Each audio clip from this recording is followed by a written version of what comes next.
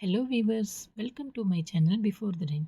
இன்றைக்கி இந்த வீடியோவில் ஹைதராபாத் ஸ்டைல் மட்டன் கிரேவி அதுதான் பார்க்க போகிறோம். சப்ஸ்கிரைப் பண்ணாதவங்க சப்ஸ்கிரைப் பண்ணிக்கோங்க. மட்டன் 1/2 kg, உருளைக்கிழங்கு, கொத்தமல்லி,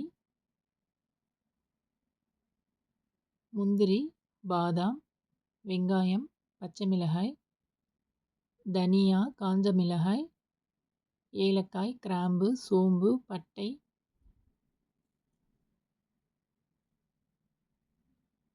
தக்காளி, கசகசா, தேங்காய், மஞ்சள் தூள், சீரகத்தூள், மிளகுத்தூள், இஞ்சி பூண்டு, கறி மசாலா, தயிர், ஃப்ரைட் ஆனியன். ஃபஸ்ட்டு நம்ம கசகசா, முந்திரி, பாதாம், தேங்காய், இதோட கொஞ்சம் தயிர், இந்த ஃப்ரைட் ஆனியனில் கொஞ்சம் இதை சேர்த்து ஒரு ஃபைன் பேஸ்ட்டாக நம்ம அரைச்சிக்கலாம். இதோட கொஞ்சம் கொத்தமல்லி ஆட் பண்ணிக்கலாம்.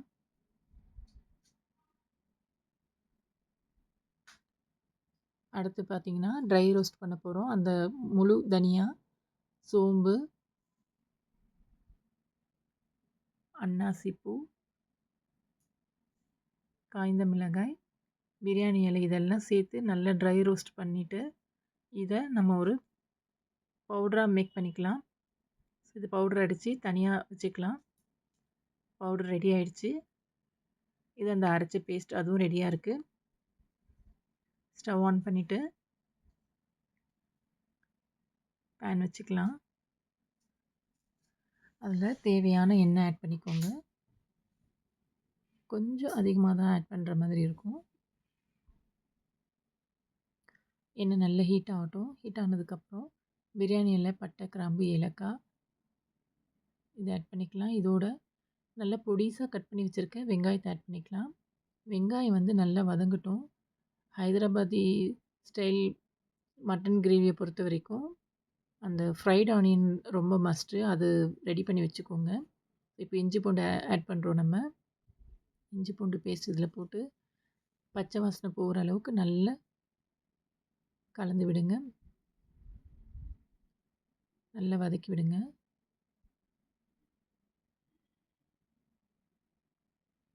இதோட தக்காளி ஆட் பண்ணிக்கலாம். பச்சை மிளகாய், தக்காளி மேஷ் ஆகணும். நல்லா குக் ஆகட்டும். இதோட கொஞ்சம் உப்பு ஆட் பண்ணும்போது தக்காளி வந்து சீக்கிரமாக குக் ஆகும். ஸோ உப்பு ஆட் பண்ணி நல்லா வதக்கி விட்டுடலாம்.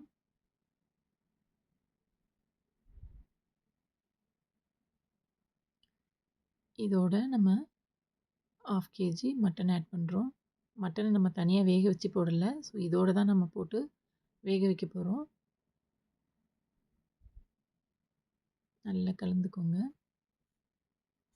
நல்லா அந்த எண்ணெயிலே கொஞ்சம் பரட்டி விட்டதுக்கப்புறம் மீதி இருக்க தயிரை வந்து இதில் ஆட் பண்ணுறோம்.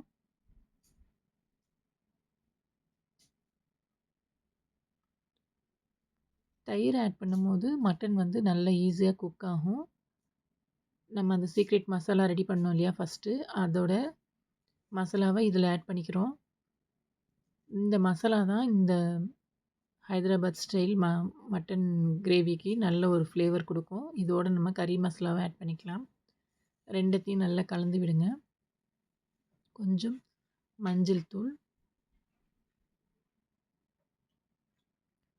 மிளகுத்தூள்,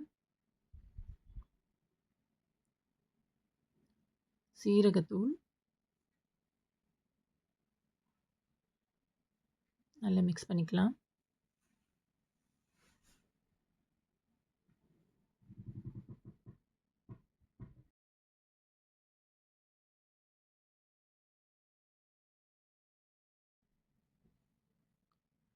ஓகே, நல்லா மிக்ஸ் பண்ணி விட்டுடலாம்.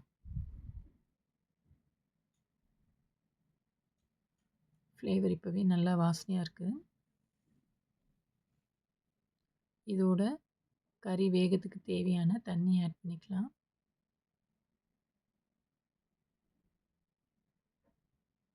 ஓகே. நல்லா மிக்ஸ் பண்ணி விட்டுட்டு, உப்பு ஒரு டைம் செக் பண்ணிக்கோங்க. செக் பண்ணிவிட்டு நம்ம குக்கரில் கறி வேகத்துக்கு தகுந்த மாதிரி ஒரு 4 விசில் வச்சுக்கலாம். ஒரு 4 விசிலில் வந்து இந்த கறி வந்து நல்லாவே வெந்துடும்.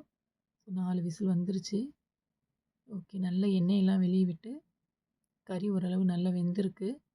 இந்த வெந்ததுக்கப்புறம் நம்ம அரைச்சி வச்சோம் இல்லையா, அந்த தேங்காய் பேஸ்ட், முந்திரி, பாதாம், தேங்காய், கொத்தமல்லி எல்லாம் போட்டு அரைச்சோம் இல்லையா, அந்த பேஸ்ட்டை வந்து இதில் ஆட் பண்ணிக்கலாம். இப்போ உருளைக்கிழங்கும் நம்ம ஆட் பண்ணிக்கலாம். ஏன்னா உருளைக்கிழங்கு கறியோடு வேக வைக்கும்போது குழஞ்சிரும். ஸோ இந்த தேங்காய் பேஸ்ட்டை ஆட் பண்ணிவிட்டு நல்லா மிக்ஸ் பண்ணிக்கலாம்.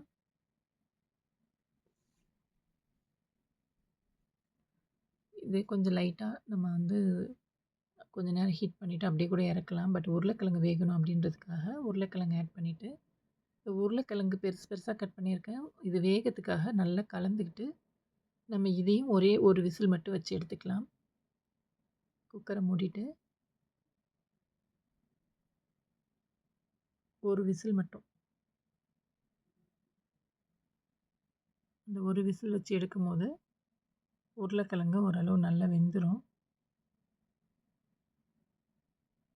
இப்போ நம்ம கொத்தமல்லி இலை, புதினா இலை அதை போட்டு நம்ம இறக்கிக்கலாம். Okay viewers, Hyderabad style mutton gravy ready ஆயிடுச்சு. அரோமாவும் ரொம்ப சூப்பராக இருக்கும். டேஸ்ட்டும் வேறு லெவலில் இருக்கும். ஒரு டைம் மட்டன் வாங்கினேன்னா இந்த மாதிரி ட்ரை பண்ணி பாருங்கள். சப்ஸ்கிரைப் பண்ணாதவங்க சப்ஸ்கிரைப் பண்ணிக்கோங்க. Okay viewers, thank you.